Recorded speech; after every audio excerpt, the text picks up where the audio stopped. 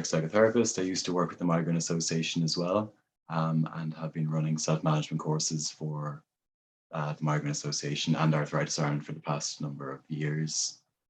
So let's start with just a quick overview of what we're going to be looking at this evening. So I wanted to start with ideas around what makes men with migraine unique. So I'm going to look a little bit at societal programming and stigma, these kind of unique issues that face men with migraine and any chronic health condition really. After that, we'll look at the lived reality of migraine, what it actually is to live with migraine, what it looks like, and the emotional impact of this. And then the majority of the talk, I'm going to be looking at self-management. So what does it mean to self-manage, and why that's really, really essential when we're living with migraine, just to cope with the day-to-day. We'll look at some coping strategies around this, and then at the end, we'll have a Q&A. So if there's any questions that come to mind during the session, you can put them in the chat box, and we can get to them at the end of the session. So if we get started with this bold statement, be a man. So let's just reflect first. So if we think societal programming is how we're socialized really as kids in society. So women and men will face different issues when it comes to dealing with long-term health conditions. So for example, if we're looking at women, we'd be looking at issues around the challenge of saying no, or the challenge of putting other people's needs before their own. For men, we have different challenges. So we would have grown up with these messages quite clearly, both directly and indirectly growing up. Ideas like don't cry, don't show strong emotions, don't ask for help, don't ask for directions. We're quite infamous for not doing that. Find the solution. So men are quite solution focused. So the challenge of sitting with uncertainty or the unknown can be quite difficult for men. So we see a problem and then we want to jump straight to the solution, which is really, really difficult when we're dealing with the kind of roller coaster of migraine and all the challenges it brings. Other societal programming messages would be strong, toughen up, man up, be independent, and be the man of the house. So if we put these just quickly alongside what it's like to live with migraine, there's not a lot of room in these messages for being vulnerable, feeling a range of really, really strong emotions, asking for help, needing help, contacting doctors or neurologists, accepting that we can't do everything we want to do, not finding solutions, not finding the cure. Instantly, when we begin reflecting on it, there's a huge kind of challenge just in the background of all the societal program behind us. So I kind of wanted to start with that, all these kind of background voices or messages behind us that make living with migraine particularly challenging for men. On top of this, we have stigma and these wonderful migraine messages in society that haunt us every day. So the most common is it's just a headache, as we're constantly battling, and Deirdre is still battling in the Migraine Association, to get that idea of stigma or that idea out of the public's eye and realize that it's far, far broader than that. There's ideas that women only get migraines. Of course, that's pretty devastating for a man. If we think of the worst playground taunt in schools, it would be to be called a girl. So now suddenly we have this thing that only women get. It's a hormonal thing. Again, this idea that only women get it. These wonderful constant suggestions of have you tried X, Y, and Z? So we're constantly told what we should do or could do. Or these ideas of, well, I got a migraine once and this is how I fixed it or got rid of it. So if we have these messages constantly coming at us, then it's reinforcing this idea that that we're doing something wrong, that we just haven't found the right solution, that we're failing somehow. So while some of these messages can come from really well-intentioned places, from people who care about us and don't want to see us in pain, the impact of it is quite shaming and quite negative. and kind of fuels this idea we have that we can just try something else and try something else and try something else, and then we'll be okay. The impact of that is that it creates a frenzy in our mind, and we're constantly searching for the cure, and we never actually stop and sit with what it actually means to live with migraine. We also have this common message, not tonight, dear, I have a headache, which is amusing. And then if we pause to think about it, for a man, it's like, again, it's headaches are women's issues. And so subtly it kind of brings some shaming elements to us. With all these messages kind of in the background, then it kind of holds men back for owning the fact that they have migraine, for asking for help, and for kind of really pausing and looking at how they can support themselves.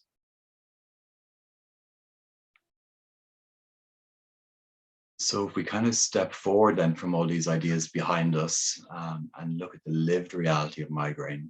So it's more than just a headache. We'll be looking at this in a lot more detail in this talk. So migraine has many different stages, medically, and then underneath it, all the emotional impact of it. It is far more than just a headache. It's an invisible disability.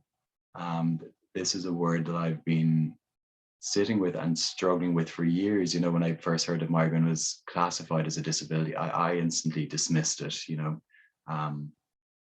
because somehow that felt very limiting, or putting me into a certain box that I didn't really like. And over the past few years, I've kind of began owning it a little bit more. And it's quite useful actually for communicating or for talking to people about migraine, because again, it kind of takes away this, it's just a headache. And it's a nice little comeback to be like, well, actually, it's a disability. And I found something quite liberating with that word. I'm not sure if people would be challenged by it. Maybe yes, maybe no, but personally, I found it quite useful to own it a little bit more of, I guess, the true impact of exactly how migraine affects my life. If we go with the idea of it's a disability, it's also invisible. So people don't see it.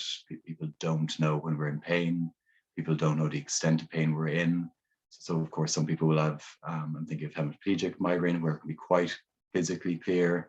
I know myself with certain attacks, when people see me at full attack, then they recognize the level of pain I'm in. But generally, we're battling with something that society doesn't know and doesn't fully understand. And this can be really, really challenging. Migraine, of course, comes with a huge amount of isolation. So again, if we're thinking of a condition that's misunderstood in society, and the lived reality of having a migraine attack, it requires isolation. We have the idea of the darkened room, and that's where we spend most of our time. And if we think of a kind of fully abled body having to spend a huge amount of time in a darkened room, what would be the mental and emotional impact of that? It's something I always reflect on. So if we spend all this time alone or battling our condition or in isolation, then of course it's going to have an impact on our mental health. Irritability, crankiness, fogginess, anger.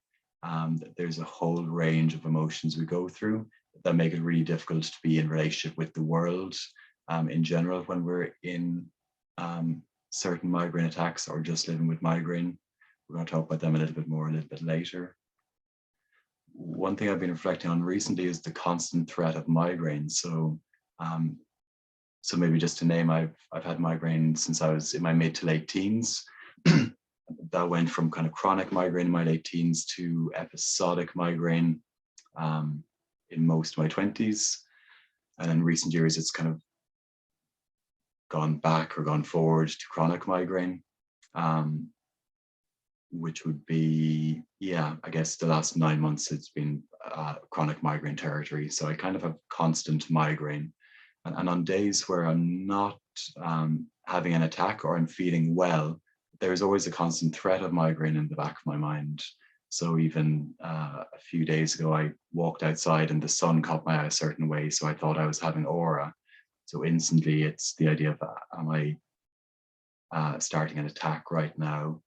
Or maybe if I'm just a little bit dehydrated or indulge a little bit too much in a few pints of Guinness and have a headache, then in the back of my mind, it's like, well, is this migraine or is this just a hangover?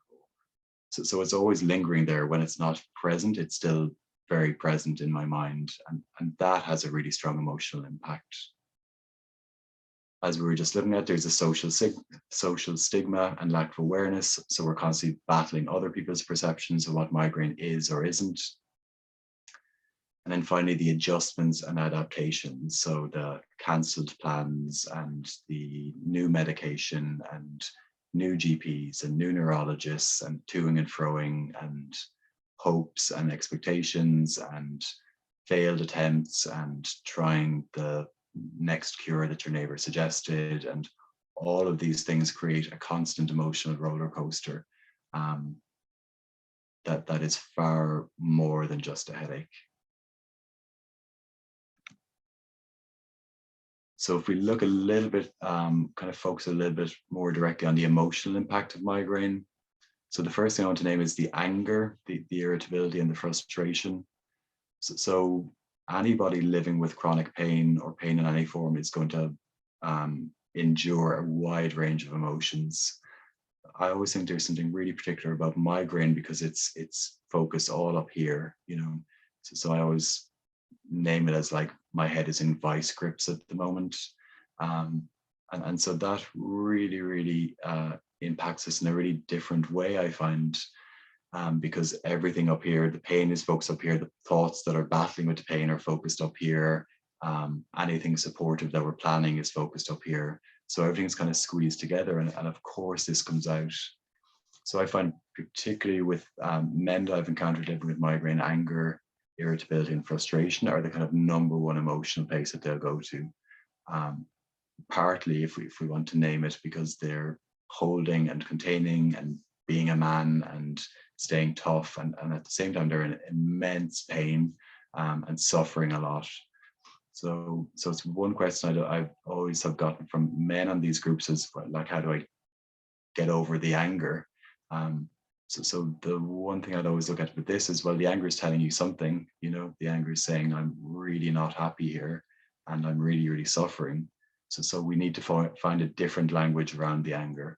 So instead of lashing out at our loved ones or partners or families or bosses or employees, this is really about pausing and taking stock and saying, yeah, of course, I'm really angry. I don't want to have this condition anymore.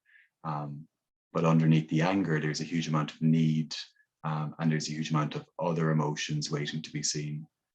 So this is really about stepping back, you know, taking stock ourselves, acknowledging and accepting the anger. Perfectly normal to be angry. Of course, you're going to be angry. But we have to give space to what's possibly under the anger. One thing we would definitely find under the anger is sadness. So there's this idea of grieving the healthy body, you know, living with a long-term health condition in society is tough, you know, it's really difficult. So obviously there's going to be grief attached, you know, which is quite a large word and profound word to kind of throw into the conversation, but it's really useful because ultimately that's what we are emotionally processing, the longing, the missing, the wanting, to go to something healthy or stable or consistent. So underneath the surface, we're in this state of grief constantly, of not wanting to have migraine, of just wanting to be well, but which again is completely natural. But we have to make space for it and give room to it. Another place we can find ourselves in is depressive states. So again, if this sadness gets overwhelming, or if it all gets a bit too much, then we can easily collapse.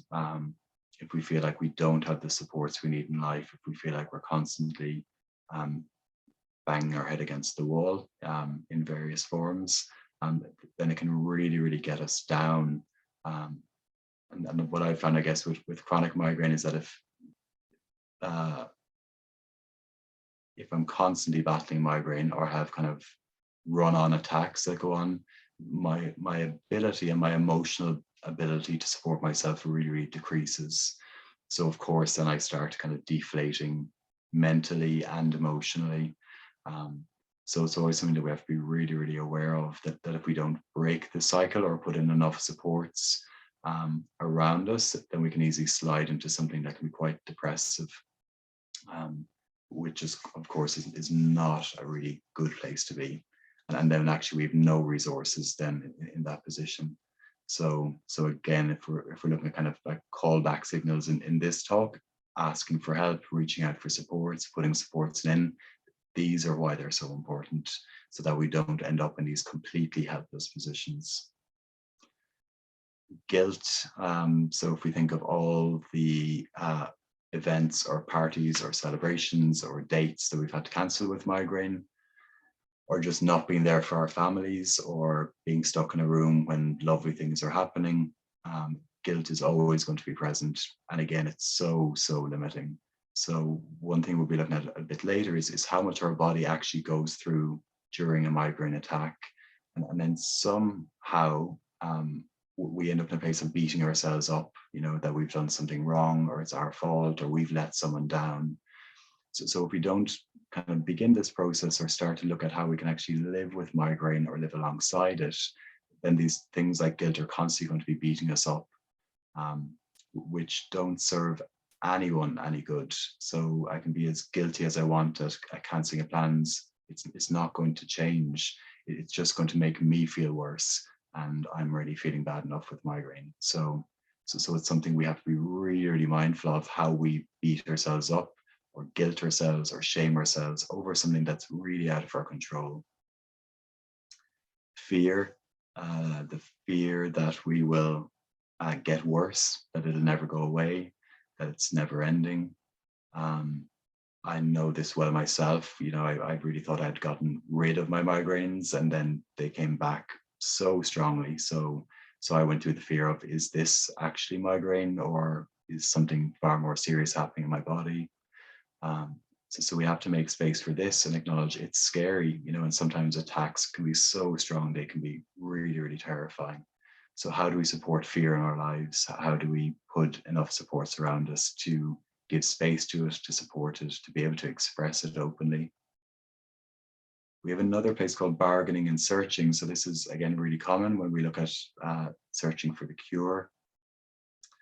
So it's the bargaining place is I will do anything to get rid of my migraine. I will try anything to get rid of my migraine. And so we put all our energy into searching, one day I'll be cured, one day I'll just find it, like waiting for that miracle. And then when we do it, we bypass the lived reality of migraine. We forget to support ourselves. We forget to be kind to ourselves. We're constantly on this frenzy, which actually takes up a huge amount of energy. Because yes, we might be searching for a cure or a certain remedy or trying something new. But what we don't acknowledge is that when that doesn't work, then we're left with a return to despair or frustration or anger. So there's a cost to the searching that we don't realize when we're in it. Finally, in terms of the emotional impact of migraine, we have two positions I kind of want to highlight. One are called blocking behaviors, and the second are drowning behaviors. So blocking behaviors so these are both kind of common reactions to living with pain or a long-term health condition. So if we think of blocking behaviors, these are the kind of powering on through, getting everything done, dismissing the fact that we're in pain, overworking, trying to fit everything in. So it's kind of the blinkers position of nothing's happening, everything's fine, I'm just going to keep on going exactly how I am. The drowning behavior is the opposite. The drowning behavior is poor me, I'll never get better. Why does this happen to me? Why do I have migraine? So this is really sliding into the collapsed or the depressive states.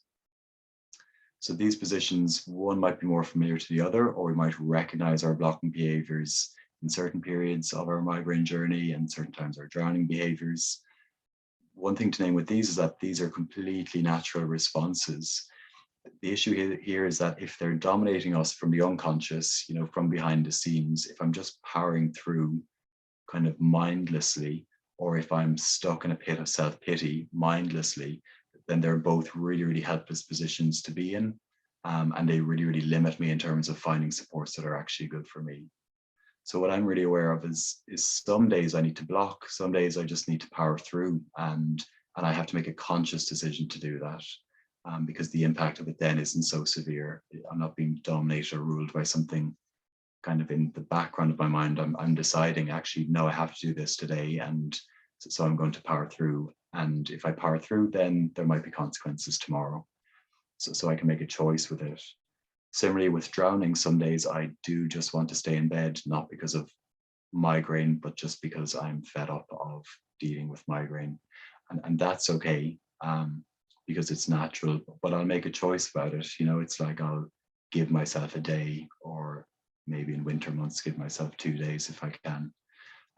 So again, if it's a conscious choice, I have a bit more control over it. And for me, it gives room for some of the grief, some of the fear, some of the anger, some of those emotions. I can kind of give them a little bit of room for myself just to be with.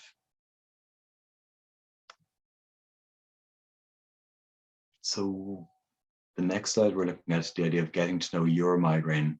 So one analogy I use in our courses is the idea of, if I'm driving along the motorway in my car and if smoke starts coming from the bonnet, or lights start flashing on the dashboard, I don't keep on driving. I don't keep on driving and wind down the window and try to lean forward to see what's under the bonnet.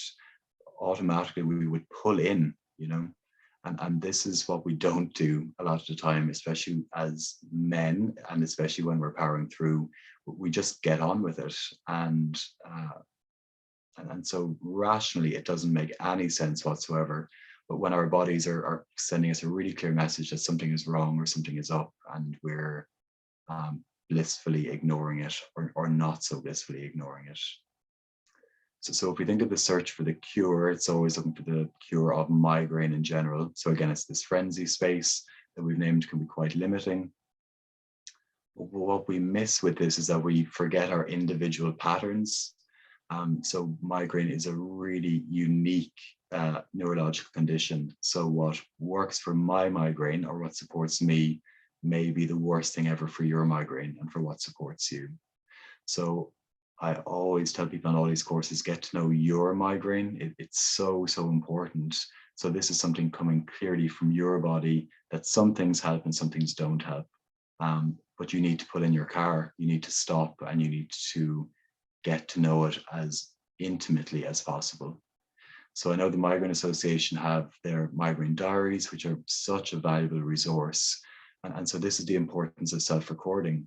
So one thing with this is that migraine diaries are really, really useful. One, if we're going to our GP or neurologist, just to track patterns. I would also really encourage people to use them just for self-recording, just to really, really know your migraine as much as possible. The reason for this is that the more you know about your migraine, the better equipped you are to self-manage your condition. So if we think of how much power we give to our medication or our health professionals, and yes, medication is great and health professionals are great, and they're also limited. They can only support us so much. So we as migraineurs need to learn how to self-manage. Otherwise, we're constantly waiting for the next round of medication, or the next pill on the market, or we're constantly waiting for the wonderfully long waiting list for a neurologist, or to find a GP who actually understands migraine and maybe even cares. So if we think of the powerlessness of that, we're waiting. And while we're doing so, what we're not doing is minding ourselves. What we're not doing is managing ourselves or taking care of ourselves. So a lot of self-management for me is about reclaiming power over my condition. So I'm kind of in the driver's seat, not the next round of medication or not the next appointment with the neurologist. I'm there saying, actually, I need to stop now and have a look here and see what I can do in this very moment to support myself. And then if I get more medication, great. If I get an appointment, great. But I'm not fully dependent on that. So if we look at this idea of self-management, so I'm going to break this down into two categories. So there's this really useful idea I find around primary suffering and secondary suffering. So primary suffering is the lived physical reality of having a long-term health condition. So the unique pains and aches and nausea and everything we suffer under migraine will all come under primary suffering. And then the secondary suffering are all the emotional impacts of living with pain. Um, so both of them have really, really unique strategies to deal with. So I really like separating them. The general idea with this is that while we have really limited control over our primary suffering, we have full control over our secondary suffering. So with a long-term health condition, I don't know if my migraine will last forever. You know, I might have it forever. It might get worse. I don't know. So I have really, really limited control over that. In terms of the secondary suffering, I have complete control over that. I can really learn how to manage my emotions. I can really learn how to support myself. I can really learn how to ask for help, reduce stress. Um, so, so, so I'm really, really curious then in terms of, and again, it's about claiming some power back, is how I can support myself as much as possible with secondary suffering. So if we just go through this list, so let's look firstly at primary suffering. So I'm not a medical doctor or health professional. I'm purely just a psychotherapist, so I won't go into massive details, or please save me any medical questions if you have them in your mind.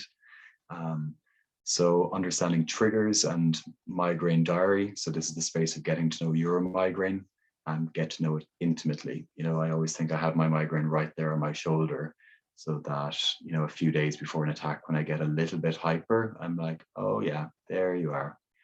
So I know my migraine territory really, really well, which gets challenged when it's in periods of chronic migraine, because then they all kind of blur together.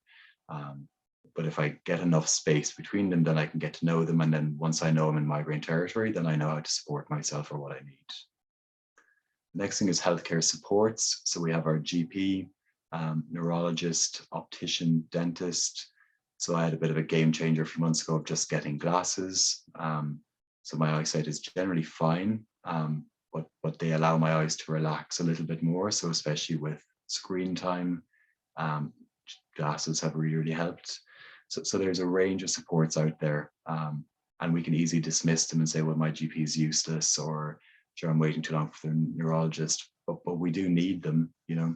And so this is part of the search of like, well, no, I'm going to set up myself to find a GP that is really good, or a neurologist who I really connect with, you know. Medication.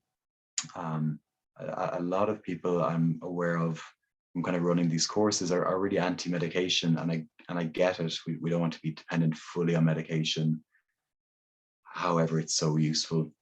So I would always be hesitant about kind of throwing it out, or the idea of like, I just want to get off the meds and have fully holistic treatments. And I'm way more curious of kind of a holistic approach, which I'm going to talk about a little bit later, actually, with the importance of medication and the downfalls of it as well.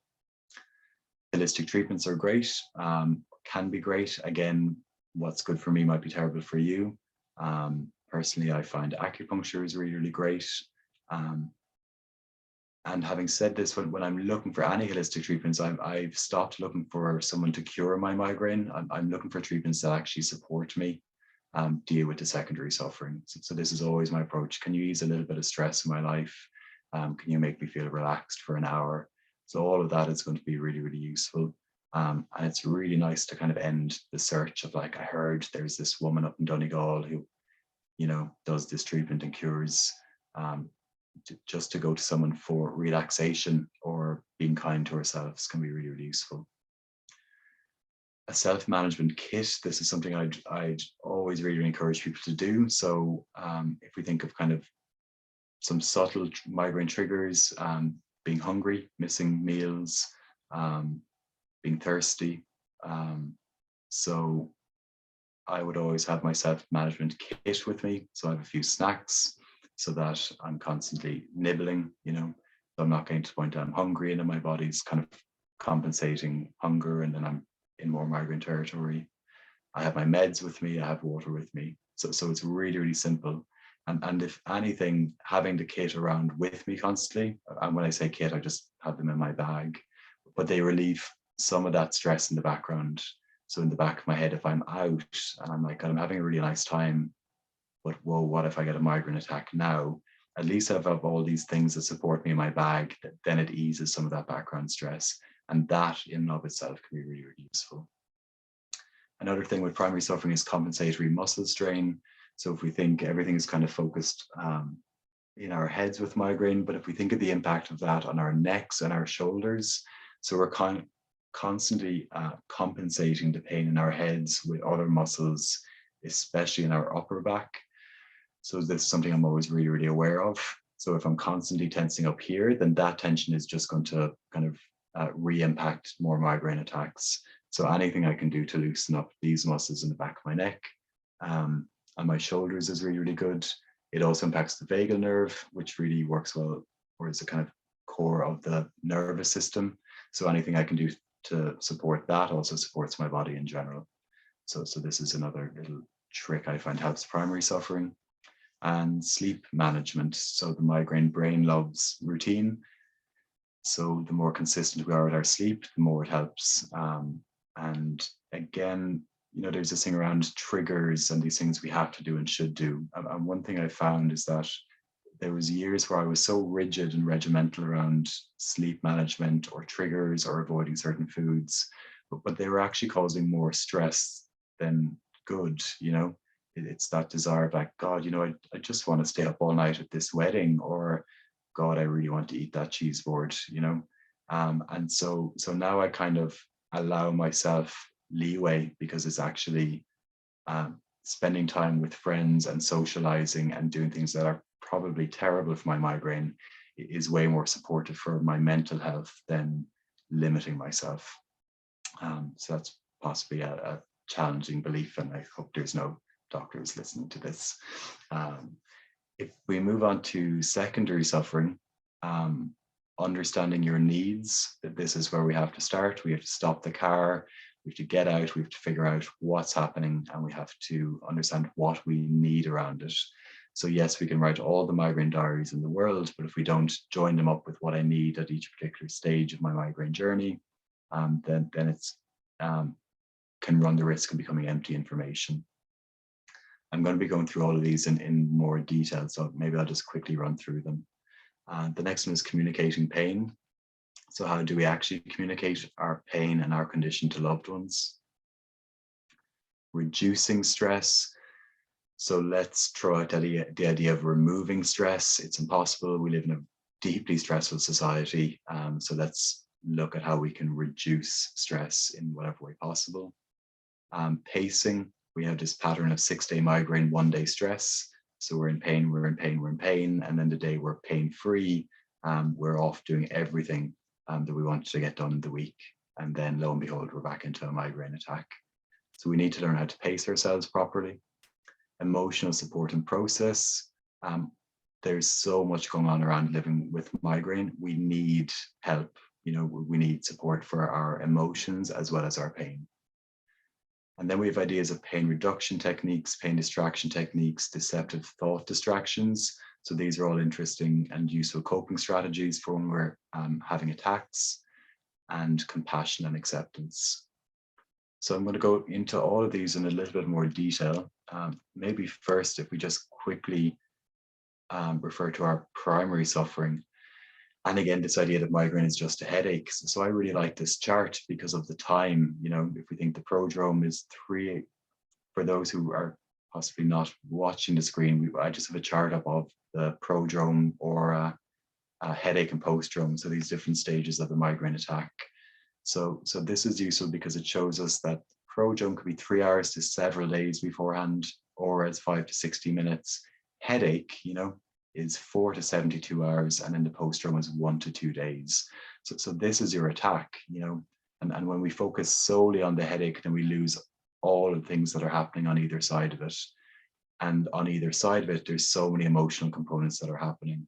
So I know I get hyperness, I know I get foggy, I know I get a little bit stupid, and so they're useful to know, but then also they impact me, and they impact who I am in the world and how I am in the world.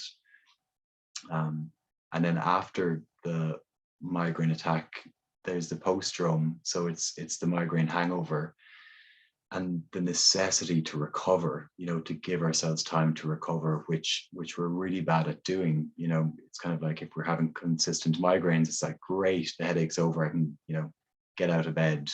And then we forget that actually for 1 to 2 days afterwards, we're not going to be feeling the best. So these are the times we have to be really, really gentle on ourselves, and continue to support ourselves. So how can we support ourselves with migraine, not just in the periods of headache, but in every stage of the migraine attack? So the main thing with this is that we spend so much time, apologies, I just checked the slide. The main thing with this is that in terms of coping strategies, we spend so much time searching for the cure and surviving the primary suffering that we fail to give support to the emotional impact of living with migraine. So this is why we need to take a break. This is why we need to pause and reflect and put in coping strategies that are good and beneficial for us. I take a little sip of water.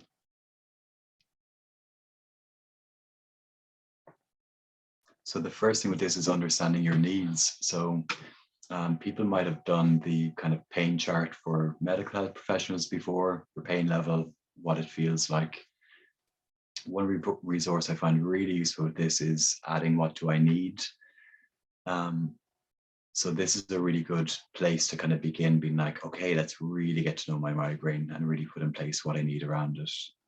So I'm going to show you at the end of the talk a kind of completed version of this. So what I use in terms of my pain level and need chart.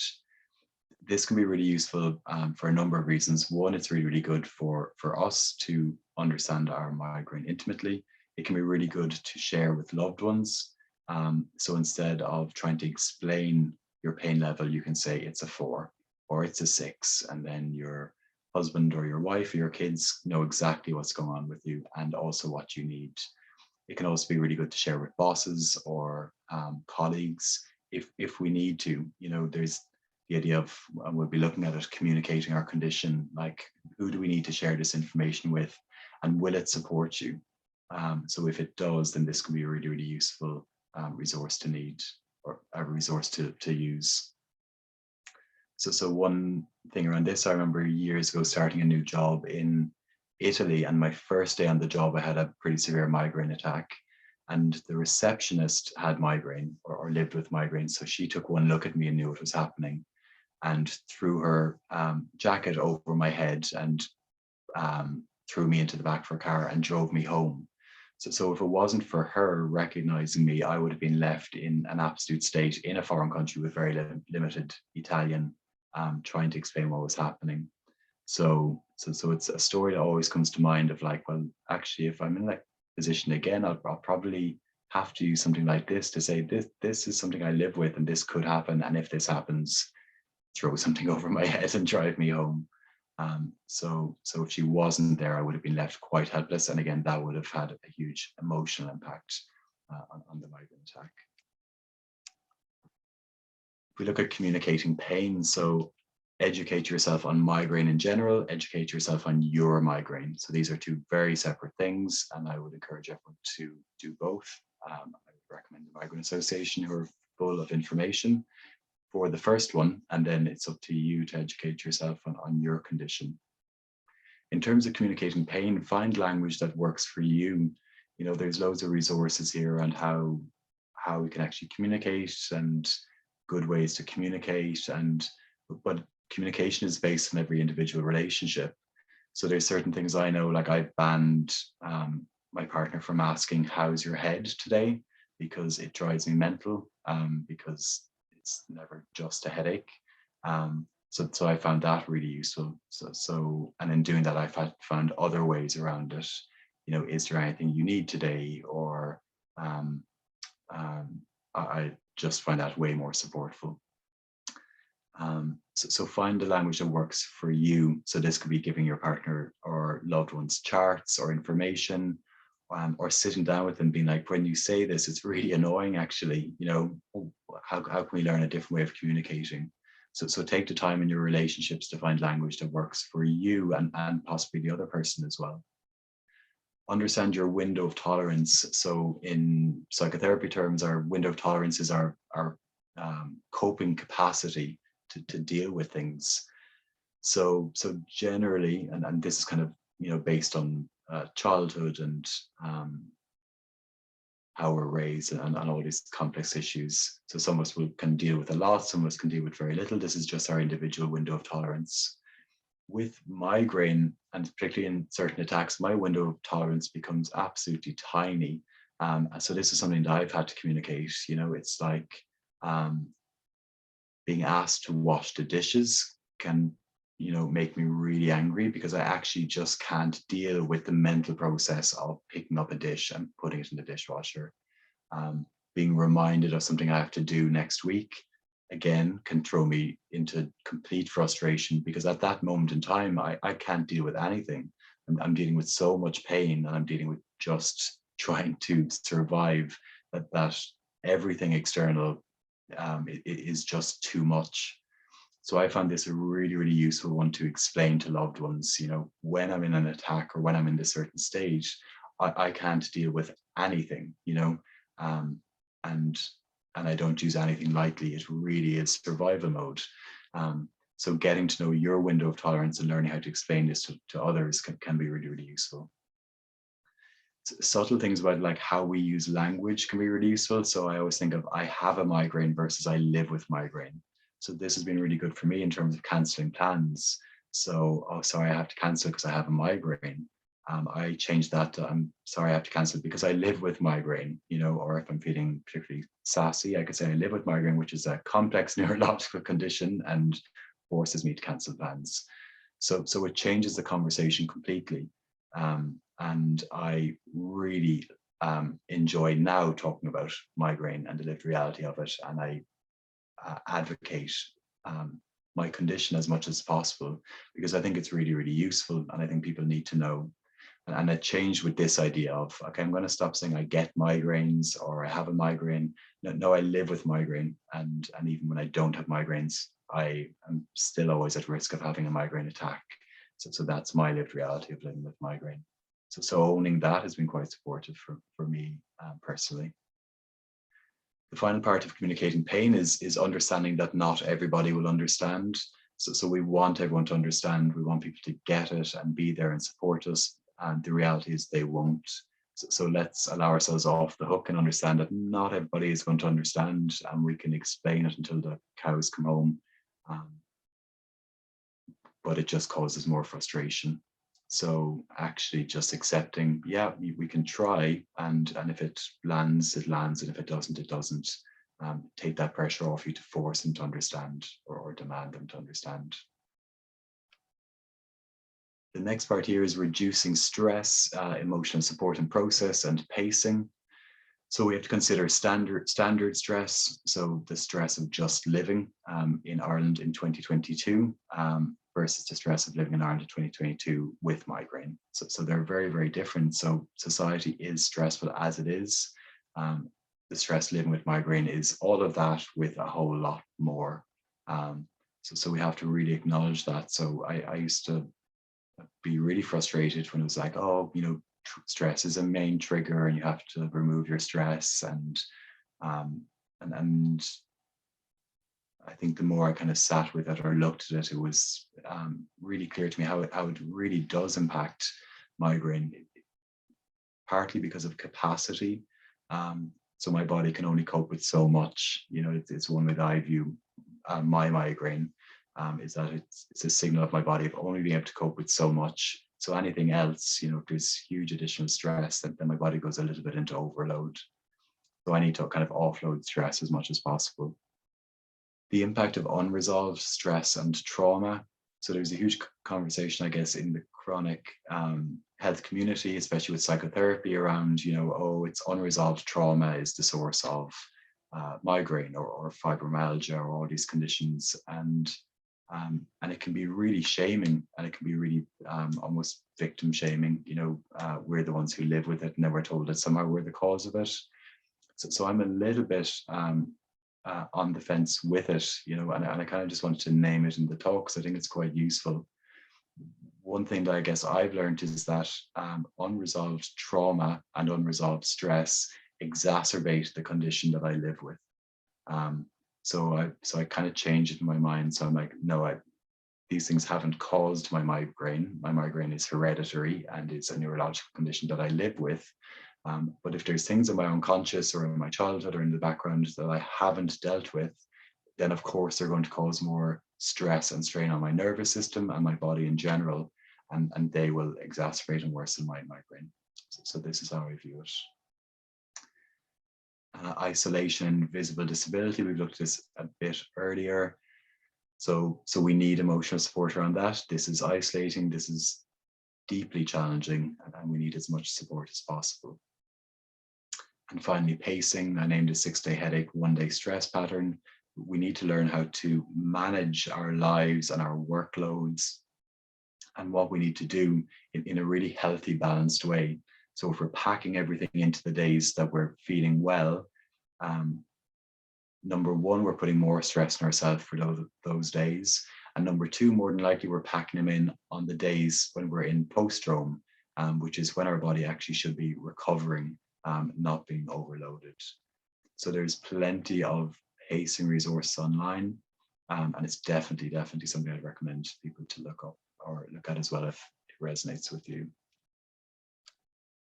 So if we look at pain reduction techniques, pain distraction techniques, and deceptive thought distractions, so these are 3 areas that are really, really useful in terms of dealing with actual migraine attacks.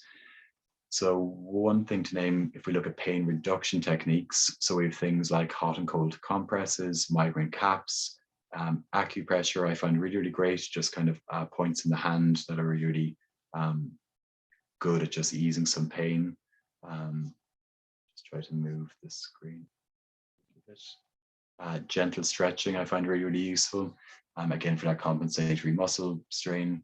So these are pain reduction techniques. So one thing and one trap that people fall into is that they'll try something, they'll try a migraine cap and say, oh, but that didn't get rid of the migraine. You know, it didn't remove the pain. So we have to focus on pain reduction, not removal. So if I can get my migraine attack from a pain 7 down to a pain level 5, then that's brilliant. So anything I can do to bring down a pain level is a win. So that's really, really important when we're trying these pain reduction techniques. We also have to give them time, give them at least 2 or 3 weeks to see if they actually work, and again, keep track of them. Pain distraction techniques, these are body focusing techniques, mindfulness, breathing, or even counting. So when we're in the midst of pain, you know, it's like a car alarm going off in our body and our nervous system is in overdrive. So essentially what's happening is our body is telling us that we're in danger because we're in high levels of pain. We're going into kind of fight, flight, or freeze responses in our body, and we can't escape. It's not like we can run or fight back somehow. Maybe most of us just freeze and get through it. So pain distraction techniques is how we can get our mind a little bit focused on something else. So one thing I find really useful is I focus on other parts of my body that aren't in pain. I find that really, really useful. The soles of my feet are rarely in pain. So I really like checking in with them to be like, yeah, God, it's really nice to have pain-free parts of my body. So when I'm at low level kind of migraine attacks, then these distraction techniques can be really, really good just to get my mind off the pain. Same with mindfulness, just gently observing our thoughts, not giving energy to these thoughts that are saying how much pain I'm in, or kind of fueling some of the negative self-talk that can emerge with migraine attacks. Breathing, just simple focusing on the breath, or really simple exercise like just counting, just, you know, the idea of counting sheep to get to sleep. Again, it's just something to get your mind distracted. The third thing with this is deceptive thought distractions. So the main thing with this is don't believe your thoughts when you are under attack. So the term migraine attack always stands out to me, you know, and when we're under attack, if we were under attack in the real world, you wouldn't be rationally thinking. And if we think when we're under so much pain, our nervous systems are in overdrive, our bodies are coping to survive, and our thoughts can go to mad places, you know, especially if we're thinking of blocking behaviors or drowning behaviors. They can also go really, really self-critical if there's guilt involved, or really self-pitying. And these are really, really impactful on the body. So I'm really, really aware that at certain stages in a migraine attack, I kind of abandon everything and I just have to batten down the hatches and get through it. And part of this is I can't give any energy or focus to the thoughts that are going on in my mind at that time. So I use things like I hum if I can. So sometimes it's actually quite painful to hum, um, or just affirmations that I can loop in my head, or just listening to podcasts. So anything to get me out of my head. So it's kind of like at the moment for the next 24 hours or 48 hours, I'm not going to be thinking rationally. So I'm not going to believe anything that's going on in my mind. And so this is real batten down the hatches territory. Um, and then in a way, I'm not left in bed in pain, beating myself up, feeling guilty because I've had to cancel plans or worried about work or anything else. I'm just focusing on surviving the attack, because essentially that's what it is. It is an attack. So we need to survive the attack, and then we need to make space for ourselves afterwards to recover from the attack. And then finally, we're looking at compassion and acceptance. First thing, let yourself off the hook. You live with migraine. It's not easy. It's pretty shit. So let yourself off the hook as much and as often as possible. Be aware of your self-talk. So if a 4-year-old child was in bed in agonizing pain, you wouldn't sit beside them and tell them that they were doing pretty crappy, or that they were a terrible friend for cancelling plans, or that it's going to get way worse, or where we go in our minds can be really, really tough. So how can we introduce something really, really calm and really, really gentle in our self-talk, particularly during attacks? So the most useful thing with this is I imagine sitting with my inner 4-year-old and I talk to him like I would to a 4-year-old. So being really, really gentle, being really, really soft, being really, really kind, because the reality is that my body is under enough pressure as it is, and I'm in enough pain as it is. So why would I give myself a kicking in the midst of all that? And how can I avoid my mind going to that critical place? Give time for recovery. So one thing to note here is that even if the meds have worked, your body is still recovering. So the medication might have covered up the impact of the pain from the attack, but your body is still going through an attack and is still recovering from an attack. It's really, really important to give ourselves that space. In terms of acceptance, the most useful thing I've heard has been living with rain instead of living with pain. So it rains in Ireland, it rains quite a lot, so we have to live with rain every day, or if not, the possibility of rain every day. So I can spend my life living in Ireland, locked up in my house, refusing never to go out, or shouting out the window at the clouds when they appear, or just being frustrated and annoyed every day. Or I can look at accepting that I live in Ireland, and that partly living with Ireland means living with rain. And when I make that acceptance, then I can change my plans around it. I can be a little bit more malleable or adaptable in my plans. I can buy proper rain gear for when I want to go out. So if I go to that position of acceptance, then it's actually really, really empowering. And then I can learn how to live with rain rather than constantly battle the rain. The next thing with compassion and acceptance is look for things that support you living with migraine, not things that will cure you. So this is quite useful if we're looking at ideas around acceptance. So if we're in that frenzy of looking for the cure, then we're completely ignoring anything that supports us, just living with migraine. So change the focus a little bit here, and that can be really, really beneficial. And the final part is don't suffer in silence. So again, if we're looking at our theme of men in migraine, statistically, we don't go to the doctors as much as women. We don't reach out for supports as much as women. That's just part of who we are. So we have to be really, really aware of it. Like we suffer a lot of this in silence. So how can we reach out? How can we be really kind to ourselves and support ourselves by asking for help, by telling people how we're feeling, by seeking other supports if we need them. So the final thing here is understanding your needs. So this is the kind of completed needs chart. So I didn't fully go into what it feels like. And I kind of went to what do I need? So one thing maybe to name with this, I'm kind of aware of our time, so I'm going to speed through it a little bit. So one thing to name with this is that one thing we have to be really aware of is medication overuse headache and our overdependency on over-the-counter medication. So it's really, really useful then if you get to know your migraine in terms of the pain levels, because I know that I won't go near medication unless I'm at a pain level 5. So this stops me from kind of gobbling pills every time I have a migraine attack, because there's certain attacks or stages of my migraine that are manageable, that I just need to be really mindful of my migraine territory, be really mindful of stresses. I use mindfulness quite a lot. So making sure I have enough water, food, rest, meditation, mindfulness. And then if none of them are working, then I go to medication. So this is one thing that I think is really, really important and really, really useful, so that we're not running the risk of creating a medication overuse headache. The other thing to note with this is that kind of above stage 6 or stage 7 in terms of pain levels, I throw out everything, in terms of mindfulness or meditation, because there's no way I can sit there using pain distraction techniques when I'm in that amount of pain.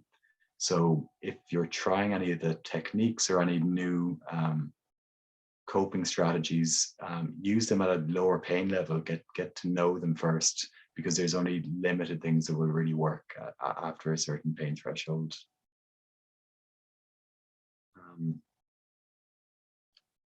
So in terms of takeaways, so if I was going to kind of sum up what I'd love people to take away from this talk, number 1, get to know your migraine. Number 2, recognize the importance of self-management. Without self-management, we really have no power over our condition or our life. Ask for help. If you don't ask for help, learn how to ask for help.